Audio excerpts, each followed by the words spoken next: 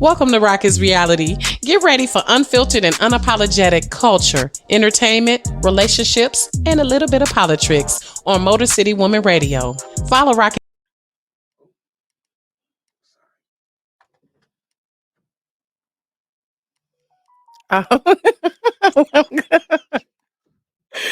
Okay, so yeah, you see, as you can see, we are starting out on the black foot today. Welcome to Rock is Reality, and welcome to the first official historian of the city of Detroit, Jamon Jordan. Did I say that correctly, You did, Jamon? you did. Thank you. Thank you Okay, for having welcome, me. welcome to you. Thank you for we finally got it. I finally got him, y'all. I'm gonna tell y'all a story how I was stalking him. Like, is you going come on, Jabbar, Jabbar. I'm trying. And my thing is, I know he was supposed to like, look, don't be trying to give me no tours, do no tours for free. But I'm like, I'm hoping he don't charge for the to come on the podcast. So thank you. I appreciate you for being here. Glad to So be here. welcome, fellow Detroiter, Baba Jaman, as people call you, Mhm. historian, educator, just an HP. HP. That's right. HP, yeah, That's that's right. what I had to ask. I said, "Is he from Detroit?" And Joe, engineer, had to alert me. He was like, "No, he from HP." I'm like, "Oh, okay." I was like, H "Okay." Right. So give a clap for that. So welcome, Jamon. And just first off, just want to commend you for all the work that you do. Give you your flowers. I'm one of those people who believe in telling people how they feel about them and how they, Mhm. well, I don't feel any way about you, I but understand what you're saying. Yes, yes, I hear you. but I do appreciate what you do because you're definitely one of the people who got your boots to the ground for the Mm, city of Detroit. And mhm. I really love how you represent for our city and how you just represent just for Black history, Mhm. period, and show that we are just a remarkable people. That's right. So That's right. you're 52. Is that okay for That me is right. letting out? Yep, you Is that can. okay? It Yeah, would have been it's too not late if it's I not a secret. It's not a secret. it would have been too late if I let it out. Right, right. But he's a native Detroiter, or Highland Parker, Yep, married with that's children, right. ranging from all ages and stages, Mhm. educator in the DPS system for over 20 years. Mhm. Bless you. Now the first historian, official historian of the city of Detroit, Mhm. and also a professor or lecturer Yes. at the university, not the, but University of Michigan, my alma mater, y'all. All right, all right. So, so of course, when I saw that, I was like, "Oh, I got to get him on the show." I was Oh, telling my wow. husband, like, "Oh, well, he teach at Michigan. I gotta get him on the show." But I just love have I've followed you for a while, for about 3 to 5 years now, and Mhm. I just really love. I don't want to say I'm a history buff, but I am intrigued about what Mhm. history reveals about us Oh, yeah. and how it really it really just like is a blueprint for our legacy. Mhm. And I love how it's so many just unknown facts about us as Black people and about just Detroit. And Mhm. I say it with my chest when I go out of town. People be Mhm. like, "Where you from?" I'm like, "From Detroit." And no, people, That's right. there's a negative connotation. That's Like, right. shout out to Jamil Hill, how she just was saying how she always feels like, it's like this chip on our That's shoulder right. of being from Detroit because it's been such a negative stigma. Mhm. And so I love how people like her and people like you, and Mhm. of course, people like me, how we show that there's so many gems in Detroit. That's right. So I just want to thank you for what you're doing. And tell us, how did you get into it? Like, let's go back to Lil Jamon, Mhm. Mhm. with the Kool-Aid, the cherry Kool-Aid, running up Oh, the block. all right. Talk about how did you get into being a history buff or a educator? All right. So I grew up on the border between Detroit and Highland Park. My house was on the Detroit side, but I attended both school districts. So I attended both Detroit public schools and Highland Park public schools.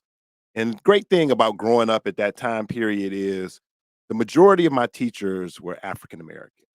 So in elementary school today, there are some of our students may not experience an African American teacher in elementary school because Mm, overwhelmingly, um, in the predominantly African American schools in elementary schools, white women are the majority of the mm-hmm. teachers. Mm-hmm. They may have an African American woman teacher, but they probably won't come in contact in elementary school with an African American male teacher. Yeah.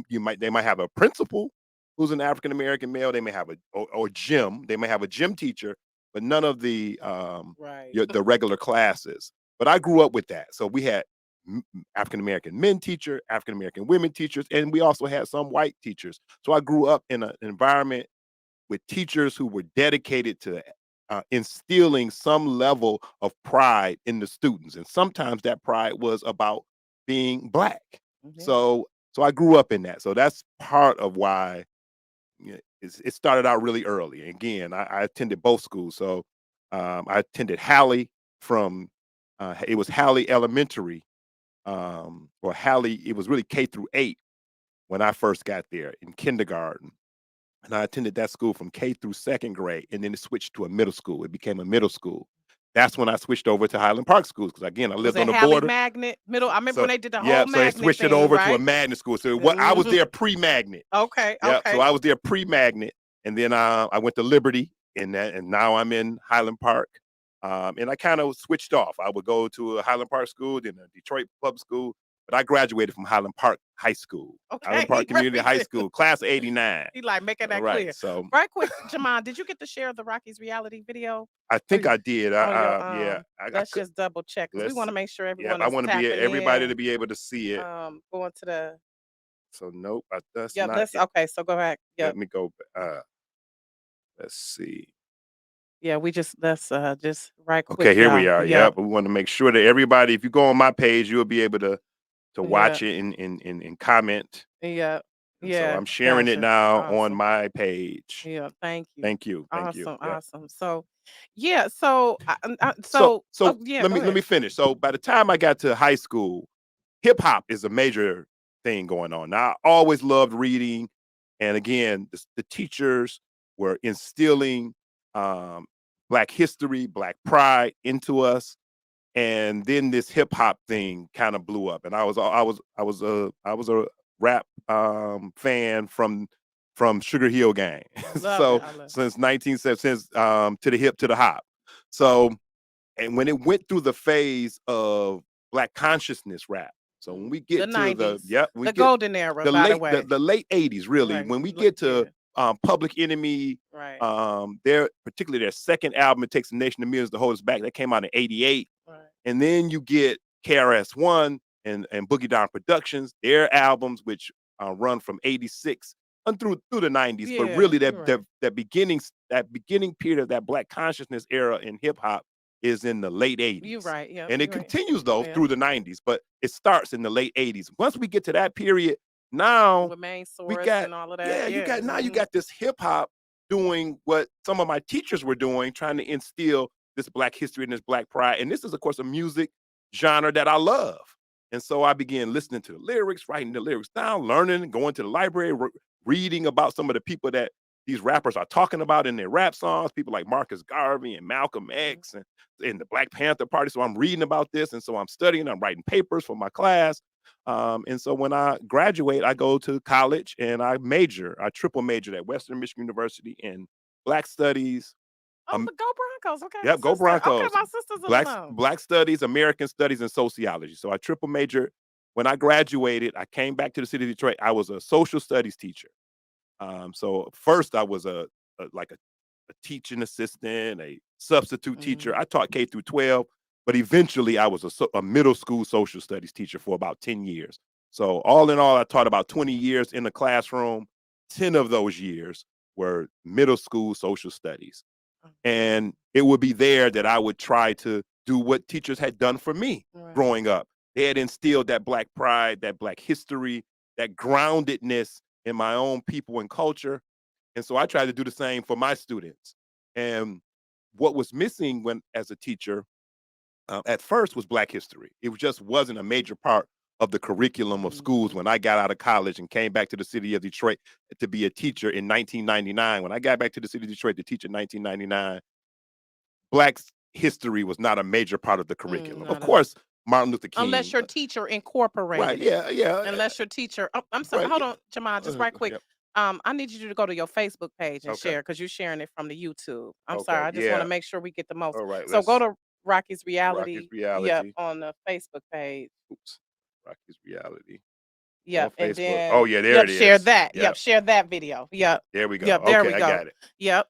And so So yeah, unless it because I noticed with the teachers they would have to do their And so own that's what I thing. It had to wasn't do. part of the It wasn't curriculum. part of It the wasn't curriculum. in the No, no. Harper and the Hill It wasn't Roman in the books. textbook. It It wasn't wasn't in in the McGraw Hill. It wasn't in there. and it wasn't in the Yeah. state Yeah. in the state standards Yep. either. So what I had to do is what your teachers and what I guess my teachers had probably done decades before was I had to incorporate it myself. Yep. And so that's what I did. As time went on, the schools I was teaching at they got much better about that. And eventually I started teaching at Roma Institute Public School Academy, which is an African-centered charter school. So Black history was no problem In there. Roma. Roma Institute. Okay. Yep, Roma Institute Public School Academy. I taught there for 10 years. Black history is the whole school is grounded in Black Is that like history and culture. Nataki Taliba, one of those So type it was an schools? Mark. yeah, it was one of the Okay. African centered charter schools in the city of Okay. A Detroit. It started Shule. out as a African centered independent school, or what people would call a private school, so tuition based, but eventually Mm. became a charter school like Aisha Shule. In fact, it's a child of Aisha Shule. Okay. So the Okay. teachers and parents who founded Roma came out of Aisha Shule. All Great. right. And Great. so, but by the time I got there, that had already happened. And so I'm teaching there. And so, of course, there's no problem with Black history there. I'm in my element. This Right. is where that stuff is being taught. But as I began to teach for years, what I began to see in that school, but in most schools, Detroit's Black history was not a major factor. Mm. And my students live in the city of Detroit. So it's important for them to know about the Montgomery bus boycott.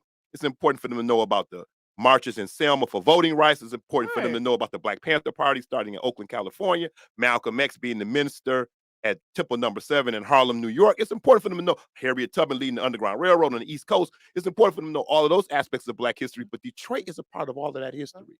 Detroit is a part of the civil rights movement. So you don't just got to learn about Montgomery and Selma. You got to know about what civil rights activism was going on in the Right, city of because we Detroit. have a stop on the Underground Railroad If you in want to talk Greektown. about I the didn't even Underground know that Railroad, until I took a field that's trip right. If you want to know as a about the high Underground schooler. Right. Railroad, yes, Harriet Tubman, we got to know about her, but we got to know about the people in the city of Detroit who were part of the Yep. Underground Yep. Railroad. So I began Yeah. taking my students on field trips to these historic sites. And as they went on these field trips to these historic sites, they were learning about their own community and how their own community had some of the history they were learning about in the textbooks. As parents were on these field trips as chaperones, they were learning. And Mhm. sometimes they would say, "Hey, I've been living in this neighborhood my whole life. I never knew that was there." Yeah. And so they were learning about their own neighborhoods. And as other people, as those parents and children began to talk to people, there was a demand for other folks to learn this history too. That's how I started Black Scroll Network History and Tours back in I 2013. love it because I was So, about to lead yep. into. I was about to lead into. Mhm.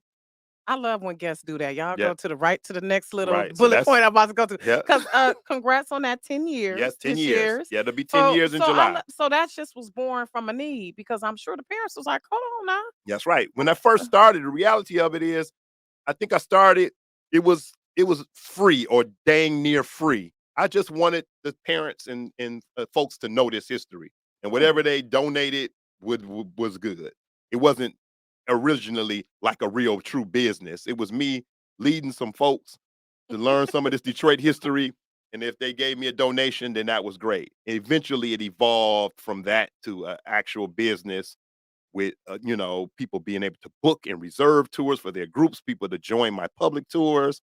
You could sign up, Facebook page and Eventbrite and all. So it became a full fledged business, and I had been doing that for years, uh, and people began to seek me out, and of course, Is that how it led to you start doing the right, documentaries? right, So let me back up just a little yeah, bit. yep, yep, When you first started the tours, how did you decide where to take people? Because it's vast. I mean, Detroit has such a right, layered history. Like, yeah, how did you decide? Okay, I'm gonna go here. People should. Is there even a starting point where people can start at? You know what I'm yeah, saying? yeah. Can it be? You I know? started at the beginning. So I started where Black folks in Detroit began because my tours were focused on Black history. Okay. So of course, if you're talking about Black history in the city of Detroit, you're covering a bunch of other history too. So it's Right. not like you're going to not talk about Henry Ford. And you're not going to talk about the auto industry. You're not going to talk about Greek town. You're not going to. So Or you're the going to. riot. Yeah, you're going. I So you're going to mean, talk about all all this that. other history, not Right. just Black history. But my focus was Black history. So I started where Black history started. Black history started in the city of Detroit, in the Lower East Side area of the city of Detroit. particularly in the areas where Africans who were enslaved in the city of Detroit were living. So you got to understand Detroit had slavery. That's the first thing.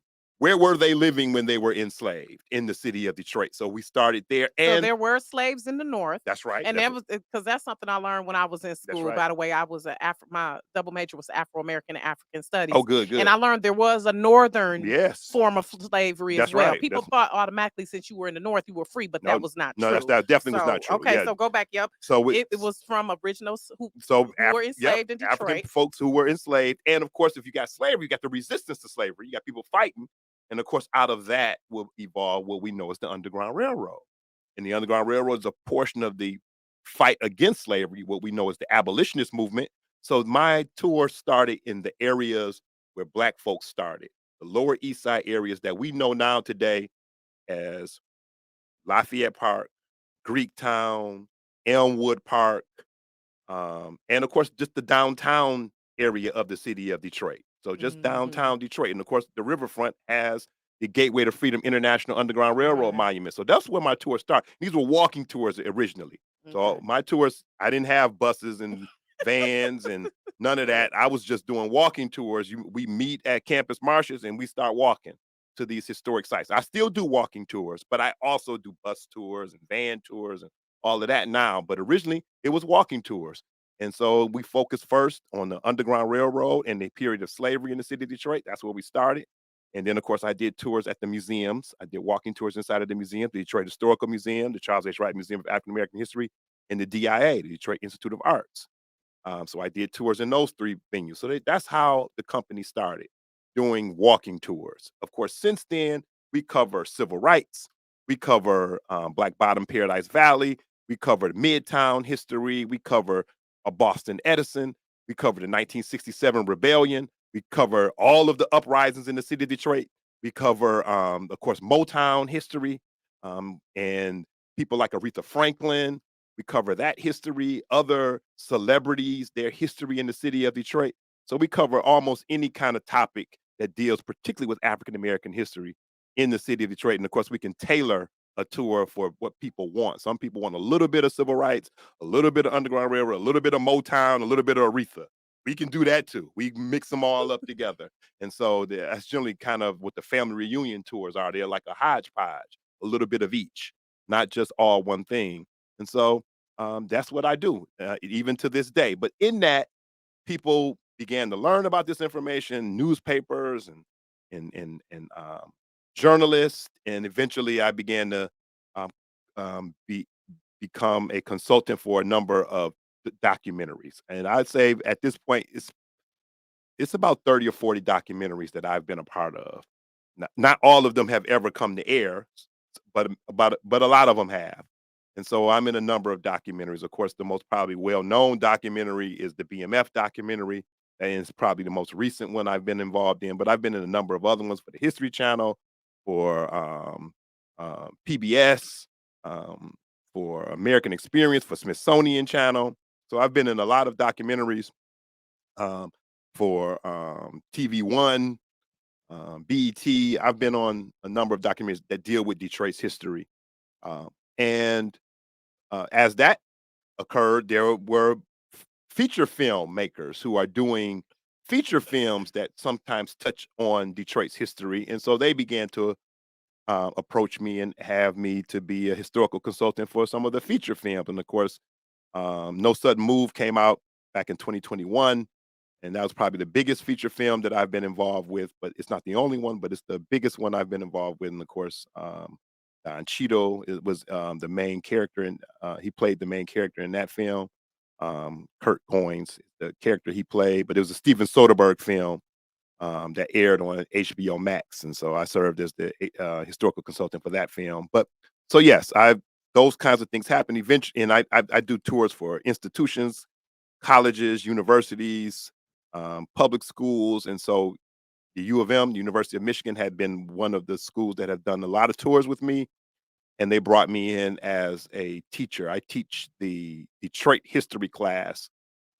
It is called from the underground to Motown, a course on Detroit's Black history.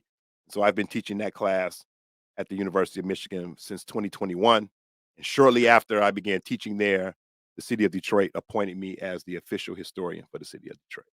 I love it. So, and Mhm. this is the first. So they made that position specifically for you. So talk about how that obviously they did because you obviously have proven yourself as an authority and expert on it. Mhm. So, and again, I appreciate you representing for the city because I'm sure, well, not I'm sure, but did you experience some biases while doing some of those documentaries? Things that you had to open up producers' eyes to be Yeah, like, you know what, the city, right. you had to represent for us in a way, probably some misnomers or biases or misconceptions that they had about the city. Yeah, Detroit has been presented in a limited number of ways as deviant, dysfunctional, and dangerous. Hmm, That's the way that Detroit mm, is generally presented. And so there's this much deeper, much more richer history and culture in and around the city of Detroit that has to be brought out by people who know it.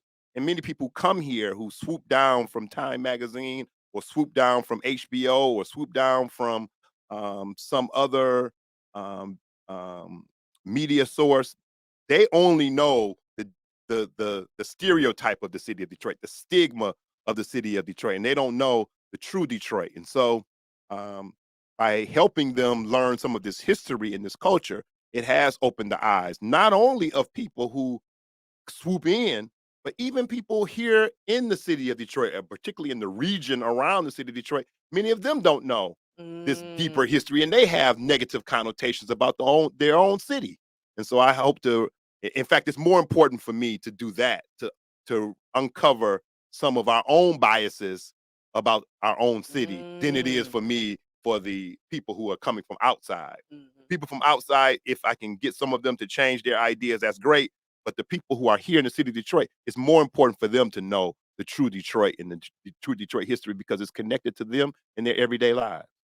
I love that. And see, that's why I want to shed a little light on the east side, west side thing, Jamon. Mhm. Okay.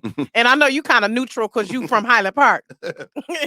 But shed a little light on that, how historically how that is contributed. Because the theory my grandfather told me was how, wa- folks was moving to the west side, and that's where the Jews were living, people of the Jewish community. And since they were black and moving on, they felt they were moving on up. And that kind of created that disparity because the east side was now thought to be lower class. And because we moving on up, the opposite of the Jeffersons, they were moving to the east side, but people were moving from the east side to the west side. And so just kind of talk about that white flight and just also how Detroit really is a segregated city in a Yeah, lot of way. yeah, That and no, them black bottom days you were telling me earlier, it was integrated with immigrants of all races. But mhm. how do we kind of progress towards some of those disparities that we have going on? Yeah, so racism is at the root of a lot of what are still issues in the city of Detroit. Not just racism itself, but the history of Detroit's racism Mm, has mm, been a major part of the narrative, and really sometimes it's unspoken, but it is undergirding what's going on. So if you're talking about mhm, the East Side, West Side, well, Detroit's African American community begins on the East Side.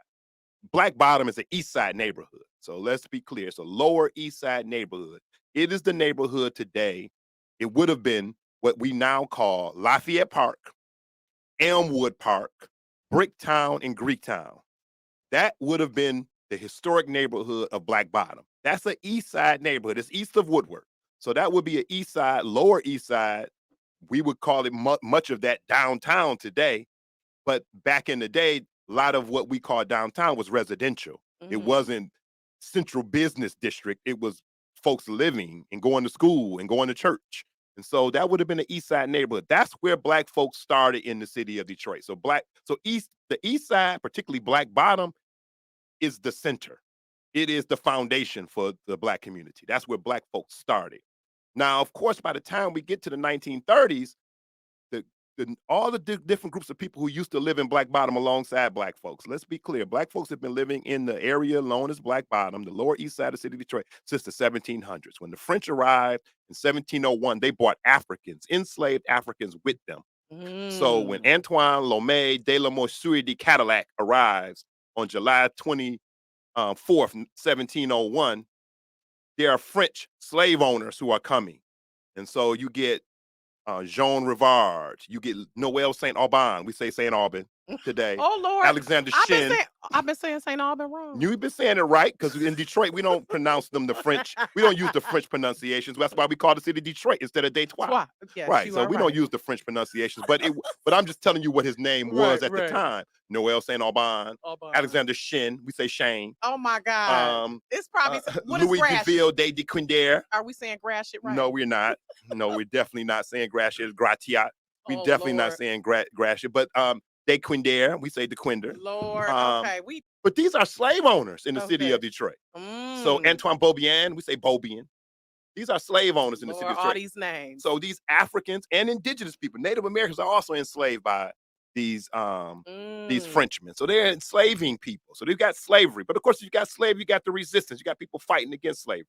So you got an underground railroad. So your early underground railroad sites in the city of Detroit are also in that area.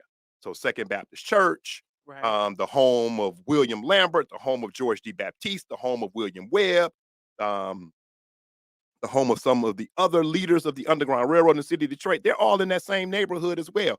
Bethel AME Church, when it was founded, it was in Black Bottom. St. Matthew's Episcopal Church was on the corner of St. Antoine and Congress. That would have been Black Bottom. So this is this Lower East Side neighborhood.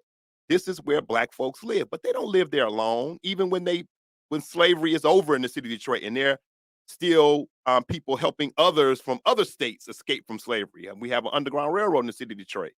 Even when that's happening, there are Irish immigrants who move to the area.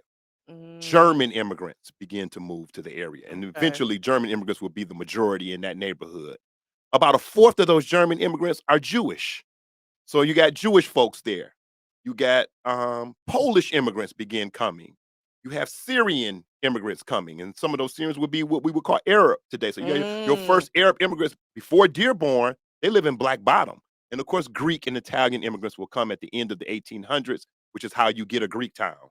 And Mm. so this is these immigrants, and they are the majority. They're European immigrants. They're being discriminated against. They are poor in most cases.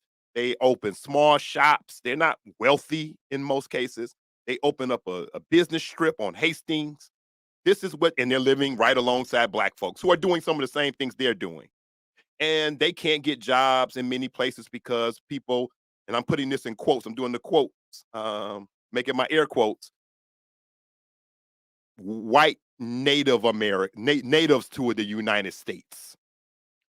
And I'm putting quotes. They're not natives. They're descendants of immigrants too. Mhm. But they see themselves as Americans, and they see these Mhm. other people as foreigners. They see Mhm. the Irish as foreigners, the Germans as foreigners, the Polish as Mhm. foreigners, and so they're discriminating against them.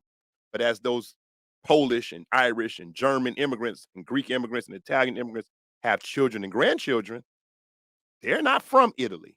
They're born here in America. They don't Mm. speak with an Italian accent or German accent. They're born in America. Not only that, they have pretty good jobs because the auto industry has picked up. Before that, the tobacco and cigar industry was big in the city of Detroit, and the building of railroad cars was big in the city of Detroit. Building of iron stoves was big in the city of Detroit. So they're making much better money than their grandparents who came from the old Mm. country. So they don't speak with an accent. They're born in America and they Making make my money pretty good working. money.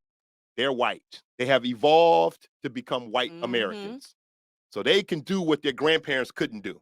And so they can move out of Black Bottom. Yeah, okay. So they can But move, yep. they can, Well, so now they mhm. housing discrimination, they're being able to transcend that. But Black folks, Right, because they didn't have to worry about that red line right? and all of that Black yeah. folks who are coming from the South now in large numbers during the Great Migration after 1910, particularly after Henry Ford offers $5 a day to all workers in 1914. African Americans are coming from the South in large numbers, but they're running into housing discrimination, despite the fact that they speak English, despite the fact that they Mhm. have good jobs. Yep. They can't move wherever they want to. Nope. So, one of the ways that Black people do get out of the Black Bottom area, one of the ways is they follow Jewish migration. So as Mhm. Jewish people begin to move out of Black Bottom into north of Black Bottom, the Paradise Valley area, Black people are able to move into the Paradise Valley area and eventually take it over and become the Black business strip. As Jewish folks move to the North End, African Mm. Americans begin to be able to move to the north end. As Mm. Jewish people move to the 12th Dexter Linwood neighborhood, African Americans are able to move to the 12th Dexter Linwood neighborhood, and eventually Jewish people will leave the city of Detroit outright, Southfield, Oak Park at first, Mhm. and African Americans will become the majority in Southfield and Oak Park. Those would be two suburbs that will have a predominantly, two middle class suburbs that will have a predominantly African American population.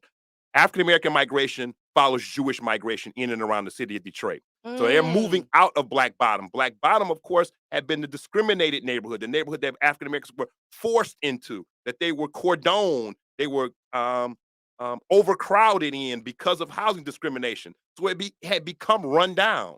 Being able to move out of that neighborhood on your own, I don't mean when it was destroyed and you were forced out, but being able to move out of that area on your own did give some African Americans a feeling that they had accomplished something Mhm. by being able to move out of Black And Bottom. thus passing that And down so to the as that generations as like, that "Oh, we goes better 'cause we down, done moved out." yeah, so there is some of that. And of course, on the flip side of that, there's some resentment for people who stayed to the people who left. So Mhm. you have it's not a one-way tension, it was a two-way tension. But I would argue that a lot of that tension compared to the time that I was growing up, and definitely compared to the time that my mother and father was growing up, is going away.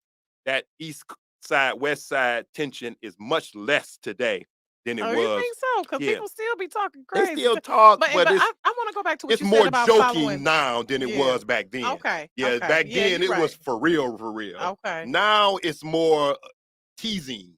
It's Okay. more of a I get it. it's Yeah, more of a yeah. Because teasing. yeah. Hey, you from that east side? That's why Yeah, because y'all I do don't. take it personal. Yeah, I do get on. I will come for people who talk about mess about the East Side. right, right. But I love how you pointed out how Black migration mimicked the Jewish migration, That's right. because I remember there was a time when mostly it was Jewish people staying in West Bloomfield, and now I have a Mhm. lot of Black friends who stay in West That's Bloomfield. right.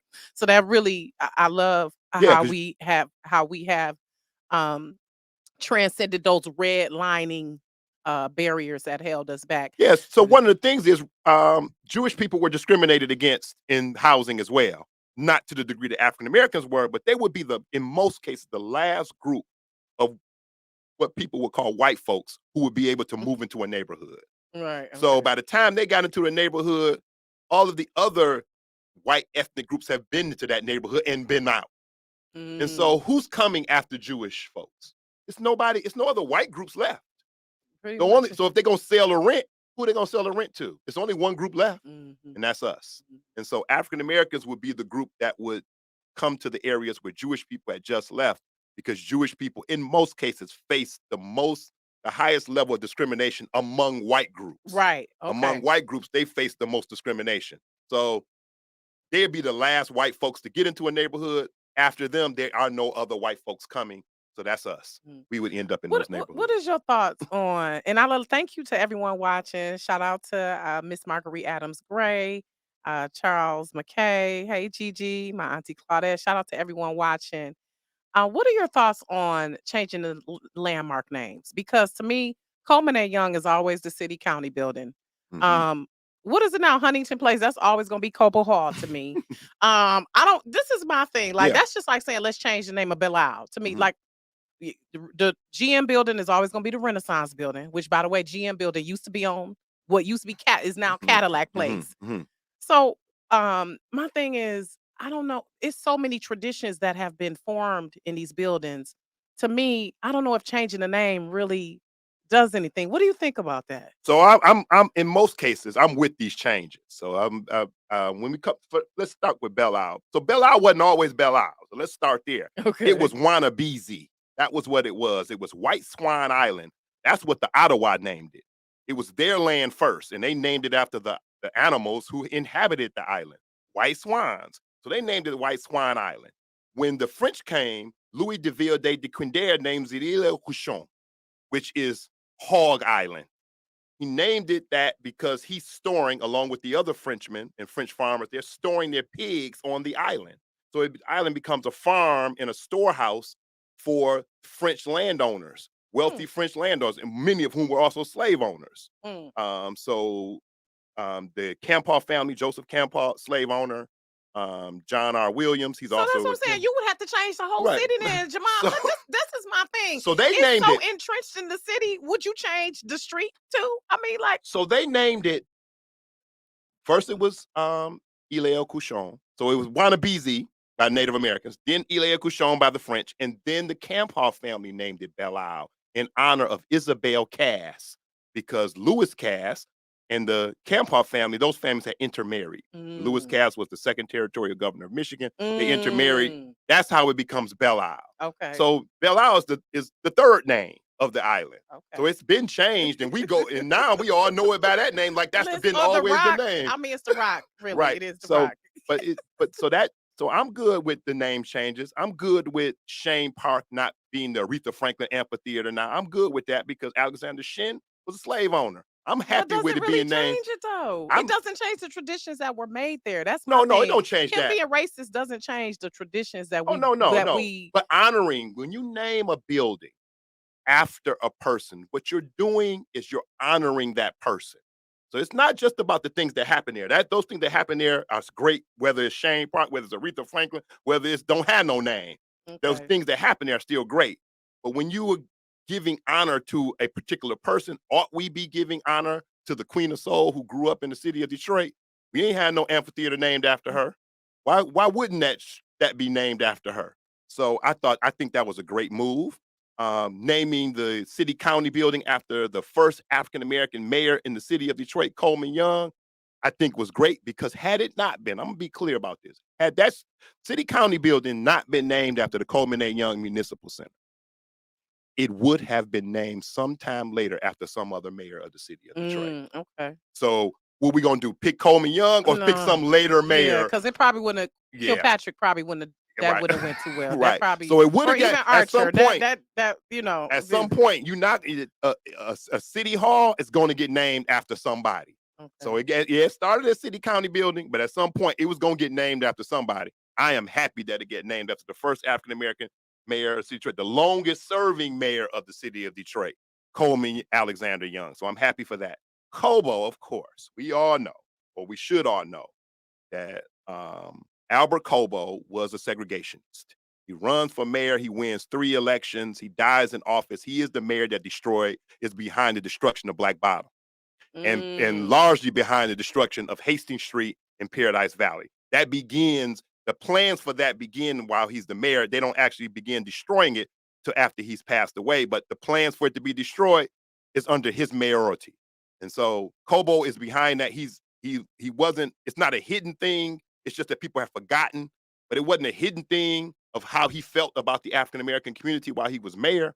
So it should have been renamed, but I of course feel like it should have been renamed outside of people paying for some company coming in And paying for the see, that's rights. my thing. And the TCF and now Huntington Place. So right, what is it? This just pretty much yeah, going to the highest bidder. That's my thing. Because if you're yeah. really trying to change the name, make it have some significant connotation now. If See, that's really the goal, yeah, that's my thing. I agree with that.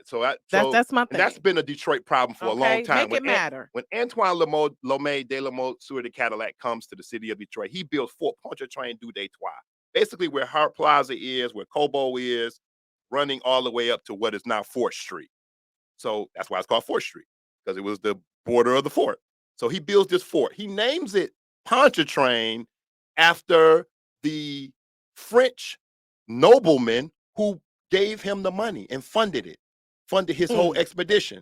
That started the tradition in the city of Detroit where we name stuff after the people who pay for it. If Yeah. you pay for it, you can get your name Mm, on it. So we have a that's Comerica Park. capitalism. We have a Comerica Park. We have a Ford Field. We got the Q short for Quicken Loans. Mm-hmm. We got the TCF Center. We Right. got all of these Right. because these wealthy people the Mike Ilitch School of Business at Wayne Yep. State University. This is what I call conspicuous compassion. And so there's this thing that we learn in sociology called conspicuous consumption. And the conspicuous consumption basically states that people wear things that are conspicuous, like a polo shirt with the man on the horse, Mm-hmm. or Calvin Klein underwear, and they let their pants hang down a little so you can see that they got Calvin Kleins on. Um, Conspicuous consumption is the idea that you want people to see how much money you're spending on Yes. stuff. Right. And of course, poor people and working class people do it at a higher level than anybody else, but everybody does it. So rich people do it. They buy extravagant things that other rich people notice. Middle Mhm. class folks do it. They get a nice refrigerator or a washer and Mhm. dryer Child. or whatever, a lawnmower that starts by itself. That's middle class folks do. And then of course, poor people and working class people buy designer clothes. And if they get Mhm. some money, like they was born poor and became rich because they was a rapper or a football player, then they wear jewelry and gold and all of that. And then people talk about them. It's like, look at that, spend all that money on that. Well, everybody practices conspicuous consumption. Of course, poor people practice it at a higher level because they don't have as much money and they really trying to show that they're not poor. That's what they're Mhm. trying to do. Mm. The irony. The conspicuous consumption. But conspicuous compassion can only be practiced by one group of people, and that's the rich. So poor people don't do that. And that's give money to some institution so that you can have your name on Yeah. the on the on Mhm. the institution.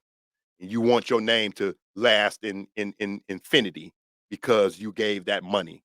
And so that we have that in Imma the city see. of I Detroit. don't I don't think I'll ever think of it as Huntington Place. Yeah. So But okay, yeah, we you I, they coulda made it Joe Louis. I would have They loved coulda it. I would have transferred that loved if they had over. done that. Since y'all tore down Joe Louis, I would that would have been my love if vote. they Why had done can't we that make this the Joe Louis Expo Center? because no bank is gonna pay for Mhm. the naming rights to name it after something Mhm. else. This is Mhm. basically a big ad campaign for them. Mhm. Is by having their name on it. I wish it had not gone to the highest bidder. I wish it Yeah. had. I wish that the board for Kobo had just decided to name it in honor of somebody who was honorable in the city of Detroit, Yeah, like Joe absolutely. Louis or Yeah, someone else. It doesn't matter. absolutely. I wish that had happened, but Yeah, money talks, and exactly. that's what ended up happening. Yeah, absolutely. So, what are some things you've learned about yourself in doing this, Jamon? What is some things that the tour is like going around to the different landmarks and just is this some things that have occurred to you at times that you've learned about yourself or just have surprised you? Like, what has it been like for you? Because I know that has got to just be like astounding when you come across.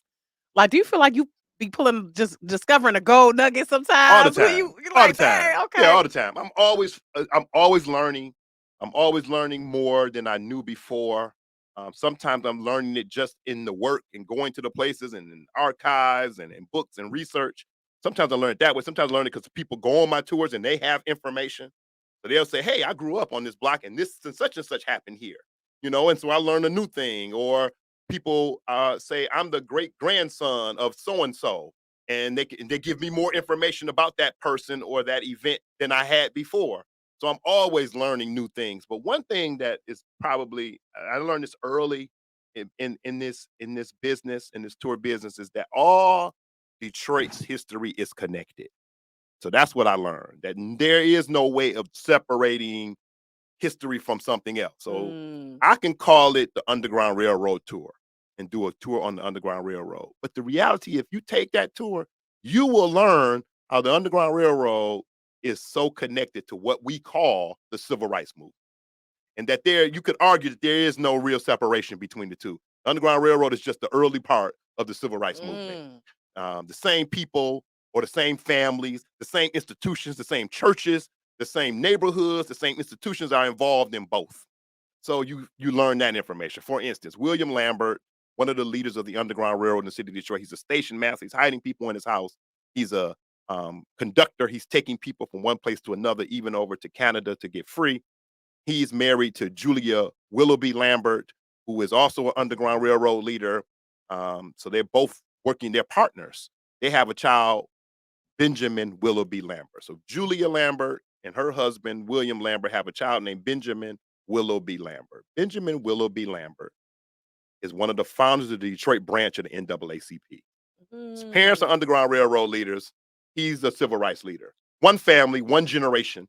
So he It's, was a white man. these are all black folks. Oh, these These all are all black folks. black folks. Okay, These I'm are like, all wait a black minute folks. now. Hold on. These are all Okay, black folks. Yep. all That's black. another thing that's very important. Okay. Whenever you're talking about civil rights history in the city of Detroit, Underground Railroad history in the city of Detroit, you're talking primarily about black people. Okay. What we've been taught, and what I was taught as a young person, was that the Underground Railroad were white saviors, Yes. Thank you for clearing it. Thank you. helping Okay. black people That's escape why I from was like, were they slavery. white or were they black? That's why I had Yep. to make the That's what I distinction. learned Thank you. growing Okay. up. Growing up, I learned that particularly Quakers, they save black people Right. from They were slavery. the poster They child were for the us. but in In reality, reality, when we you were the learn ones. about Okay. The Underground Railroad was organized, led, and the majority of the people involved in it were black people. So Mm. now when we look at Harriet Tubman is not the exception. That's the way the Underground Railroad really works. It's black people are leaders who have white allies, Mm. white folks who are system, but black folks are at the leadership of it. In Detroit, that's even much more the case. And so William Lambert and his wife Julia, they're both black folks. You can Google their pictures and actually see their photographs. So they lived long enough to be photographed, so you can see their photos. And they had a son, Benjamin Willoughby Lambert. He's the one of the founders of the Detroit branch of the NAACP. The parents are Underground Railroad leaders. Child is an NAACP founder, civil rights leader. Same family, one. So you can't separate the history. And as you get black folks who become the majority in Black Bottom and create their business district known as Paradise Valley, this business strip with 350 black-owned businesses by the 1930s, starting out in the area that we now know is Comerica Park, Ford Field, 36th District Court. That was the original area of Paradise Valley, and of course Mm. the freeway is there, 75, but that would have been Hastings Street. That area, you will have 350 black-owned businesses by the 1930s in that neighborhood. Mm. A lot of them, these businesses are restaurants, stores, hotels, jazz clubs, bars, nightclubs, performance venues. So you get this music center, particularly jazz, big band. Those jazz musicians, those big band musicians, those will be the teachers of the Funk Brothers, who will be the Mm. main musicians for Motown. Motown. So you don't get a Motown without Paradise Valley. You don't get a Paradise Valley without Mm. Black Bottom. You don't get a Black Bottom with the deep black history in it without the Underground Railroad. All of these histories are connected. And of course, we know the first African American mayor of the city of Detroit, he grew up in Black Bottom, Coleman Young. All this history is connected. You can't separate the history. I can call it the Motown tour, but no doubt Black Bottom's gonna come up. I can call it the Black Bottom tour, but no doubt Paradise Valley is gonna come up. I can call it the Paradise Valley tour, but no doubt the Underground Railroad is gonna come up. It's no way to separate all of these histories. They're all connected. That is an important part of talking about the city of Detroit. I love that. I love that. All of it's interconnected. So, Hmm. what let's talk about now and shift a little bit Okay. on kind of in a way, I don't know if I should describe it as a like a renaissance we've Hmm. had Hmm. in the last 10 to 15 Yeah, years yeah. with gentrification and just more highlights on black businesses, how Yeah. the resurgence of that around the city and so forth in the midst of Hmm. gentrification Hmm. is kind of crazy because it's been gentrification, but Right. it's also been black businesses Hmm. increasing as well. The filmmaking industry is booming. Yep. Talk about that as you being someone from Detroit and also as a historian, like, because it's like kind of two sides of the coin. You're Yeah, in it because you a resident, that's right. but also you're kind of have the objective view because as a historian, you're Yeah, doing some research. yeah. So talk about that this I guess evolution of Detroit from crack Detroit in the 80s to now in the 2020s where we're doing, all these areas because I remember when Midtown was New Center Yep, area. yep, Okay. yep. So talk about the evolution, what you think about, what's happening in Detroit now. So it's a couple of things that need to be discussed. And of course, I'm a historian, so I always have to talk about all of these things in historical context. It's hard for me. Come on, we got about 12 minutes, Yep. but yep, that sounds like Yep. I gotta get So his opinion on Detroit all right. now, from then to now. So Like, let's talk yeah. about that. So there's never been a time when black folks in the city of Detroit has not had to deal with all of these problematic trends and still progressed under these problematic trends. So during the period of Paradise Valley, when African Americans owned 350 black businesses in this small little area in the Lower East Side of the city of Detroit, this is a time of high level of Jim Crow, high level of segregation, Mm, high level of racism. mm, This is a time when there's businesses that won't hire black people.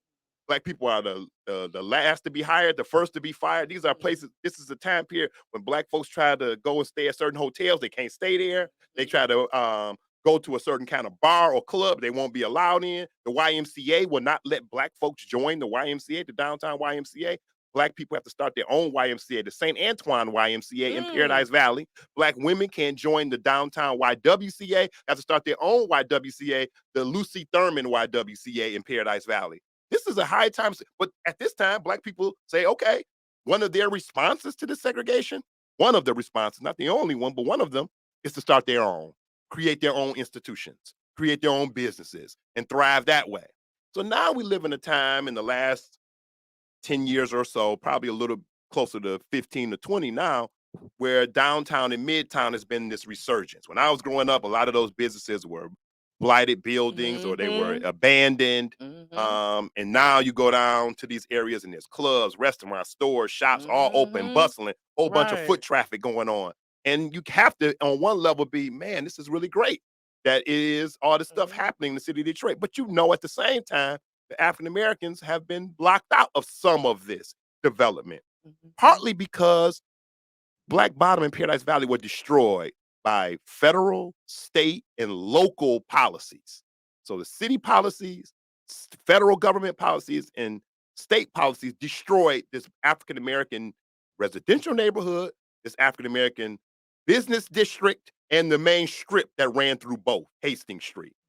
So the government came in and destroyed what Black progress. Let's make that clear. It wasn't the Ku Klux Klan who came in and ran Black folks out of Black Bottom and Paradise Valley. It was the federal government But funding the wasn't it city. actually burned down though? No, no, It they wasn't burned down. no, it Okay, so wasn't. it didn't something similar to Tulsa didn't happen? No, that's not what happened. The Okay. All the right. city under Mayor Cobo demolished Black Bottom with funding from the federal Oh, government, the okay. National Housing Act of Wow. 1949, Okay. demolished it and forced all the residents out. Okay. So that's what happened. Then the federal government funded the building of a freeway, and that and 375. they chose to build it on Hastings Street. The city chose to build that freeway down Hastings Street, which was the main business strip for Paradise Valley.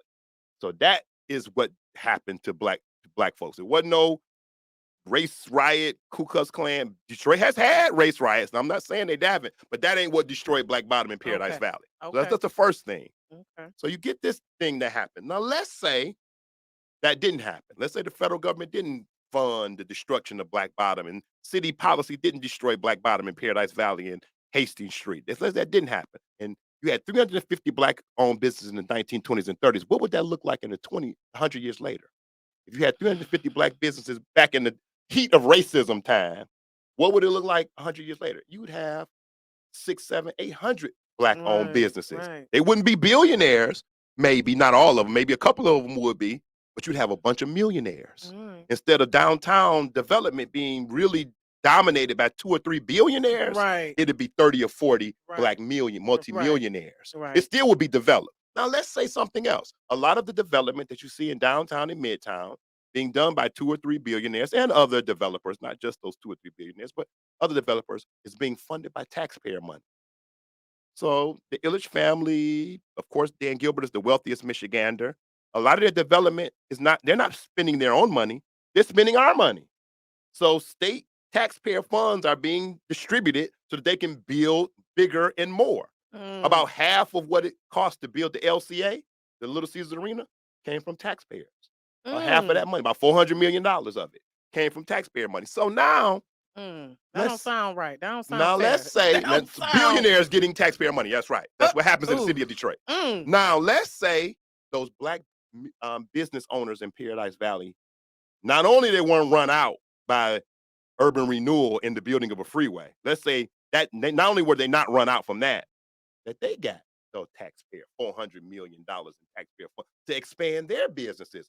Now, what would downtown in it would still be developed. We still have businesses and shops and restaurants. It just would look different. The owners would look different. Yep. The kind of businesses would look different. It would be more diverse than what it is now. Mhm. So that let's be clear about that. But like I said, Black folks thrived. They made themselves thrive, even during this time of intense discrimination during the Jim Crow era in the 1920s and 30s when Black people couldn't get certain kind of jobs. They couldn't live wherever they wanted to. They couldn't go and be patrons at certain kinds of businesses. Now we got gentrification, of course. We got billionaires getting taxpayer funds for their development ideas and African Americans being locked out of that. And so we still see Black folks persevering in this Yep. environment, Absolutely. building business strips, particularly, of course, the most well-known business strip is the Avenue of Fashion. That business strip, which is largely African American owned, they are persevering in a climate that has not been made for them. It has not been made comfortable for them. There Hmm. have to be, even though they're business folks, they got to be civil rights activists Yeah. to run a business. Yeah. You know, you can't just be good at at being a baker. You just can't be good at making clothes. You also got to get on the battleground and fight for the same kinds of resources that other folks get just from showing up Yeah. to the party. They just show up and they get all the resources. You got to fight for those things. And that's what black folks have been doing in the city of Detroit. That's historically what black folks have been doing in the Yeah. city of Detroit, and they're still doing it to this day. Absolutely. And I do appreciate how we have, like I said, it seems like it's been a resurgence. And I have to Mhm. say shout out to my best friend Gigi, who in a way predicted this back in the early 2000s. She Mhm. was like, just wait, the next 10 to 15 years, Detroit is going to be like back on the map. Mhm. And we are getting there, but it's still, I wish more of that progress was in the inner city. That's true. But I like to see the businesses that are on 6 Mile in Wyoming, the Mhm. businesses that are, you know, Mhm. on Dexter, Mhm. on Joy Road. I like to see them on Mac Avenue. Mhm. I loved, and by the way, you were over in my old hood on Mac and Van Dyke when you Mhm. did the story. Shout out to Chris Walker on Okay. food Oh, deserts yeah, yeah, that's right. Yep, yep. around the city. That's right. So I just wish that more of this progression, this Yeah. avenue of fashion type situations were more in Yeah. the neighborhoods. Yeah, I do. I agree, Because it and seems like a lot of that stuff is still kinda on the outskirts yeah, because it's uneven. realistically, that's about 8 Mile and, Yeah, it's that's an so uneven distribution. yeah. So it's an uneven development. We got areas in the city of Detroit that are booming Right, and and then blowing others up, that and are then just others that like are almost gone. tumbleweeds. And yet, Right, there's streets that have no house left on it. right, So we would yeah, like to see this much more evenly distributed throughout the city. This yeah, development, this housing development, this business development, these institutions, schools being renewed, and right. churches being built. We would like to see that happening much more throughout the city of Detroit, not just in these particular strips of the city of Detroit. So yeah, Mhm. that's a challenge, and of course, that's a challenge that has been a challenge for the city of Detroit for decades. No, no, yeah. So I wish we could keep going, Jamon, but I we've only got an understand. hour. That's right. And this is just part one actually, Okay. because we can't encompass No. Yeah, it's too everything. much. It's too But I much. know it's been so informative and I love like I said when you posted the other day how you get a lot of your information from actual archives. You actually go to books. You actually go to the Detroit Public Library. Mhm. What are some other places that you go to get those archives? Yeah, so archival research is the foundation of doing historical research. So for Detroit, our most historians would tell you the Burton Library, the Burton Archives, which are housed inside of the main branch of the Detroit Public Library on Okay. Woodward. That's step one. The Detroit Historical Museum also has archives, so you would go to their archives. The And Walter you just P. need to be a citizen? You can just come in and ask, like, "Can I look this up?" So Or it's a what? way that you have to Okay. request these things, but yes, Okay. at some point, as a citizen, you can get access to those archives. Although you can't walk out the door, you can go in and look at some of that research. Okay. A lot of it is online as well. So they put a lot of their research online, so it is a way to get it that way as well. The Walter P. Reuther archives at Wayne State Mm, University. So that's like a little corner. They're all right next to each other. okay, Burton, good. Walter P. Reuther, Detroit Historical Museum. That little corner is the archival corner for historians in the city of Detroit, particularly historians who do what I do. The Azalea Hackley collections also at the main branch of Detroit Public Library, another place to do a lot of research. The Charles H. Wright Museum of African American History also has archives.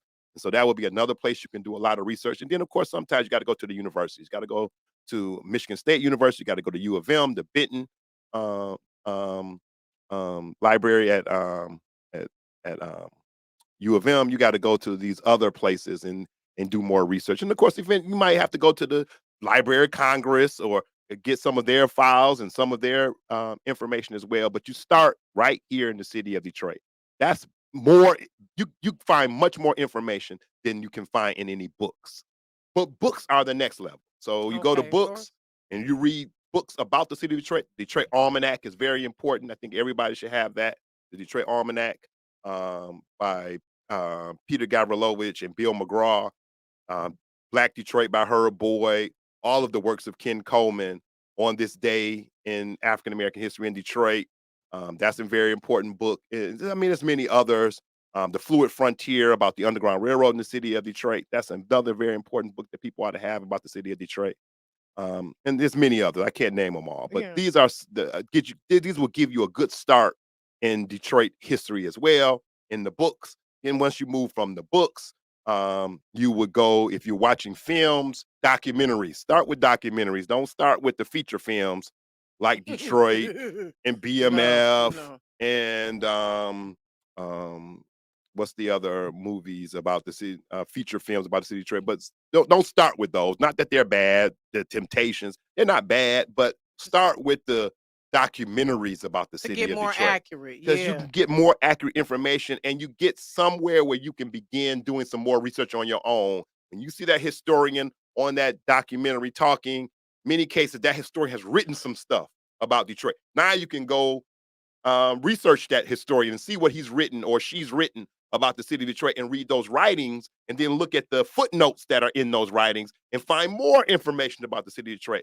That'll take you down a rabbit hole that will give you a lot of information, much more than you can get from a feature film. But feature films aren't bad. He's like, They're a good introduction to the okay. city of Detroit's history. So if you watch some feature film, BMF or Detroit, which was about the raid at the Algiers Mhm. Motel, if you watch any feature film or even the movie that I was historical consultant of, No Sudden Move, you watch those movies, they're a good introduction to a part of Detroit's history. But if don't ever let that be the be all end all of what you learned about the city of Detroit. I love it. Well, thank you, Jamon. I really appreciate you. Please tell people where they can find you. Okay. Yes, you can find me. And you have an event coming up. Yep. You can find me on Facebook. Black Scroll Network History and Tours is the Facebook page, but I'm also there, Jamon Jordan, on Facebook. And you can find my events on eventbrite.com/Black Scroll. And I'm going to be discussing the history of Black Bottom and Paradise Valley. So, a much more in depth discussion about that neighborhood next week on Thursday at 7 p.m. at the Huntington Woods Public Library. It's free and open to the public. I love it. And just one last thing, I wanted to end on a fun note. Hmm. Since hip hop is 50 years That's old right. and we both from the same generation, kind of sort of. I mean, I know Yeah. you're a little older than me, Yep, a but little bit. I've seen a lot of the 80s and 90s Yeah, lyrics you be putting up there. I'm that's like, right. Jamon is speaking to me. So, right quick, Jamon, Right. who was your favorite hip hop artist? Rakim. Rakim is my I favorite love it. The rapper. Yeah. God. Yeah, he is my favorite The rapper. God. Yeah. Okay. No questions asked. But The there's a God lot of other MC. folks that are right there, right next to him. Like I grew up a LL Cool J fan, Run DMC fan.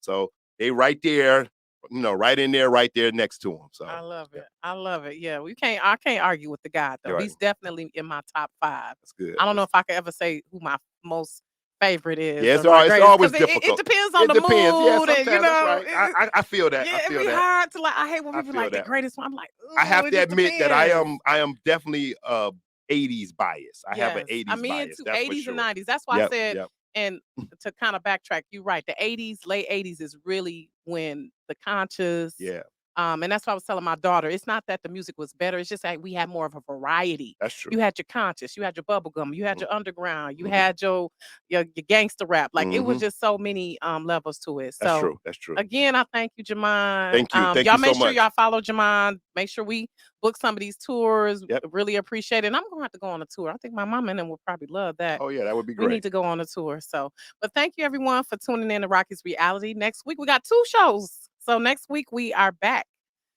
with Rashida the Glam Doctor. So see you all soon. Thanks for watching. Alright, thank you. Thank you, Jamon. Take care. All right.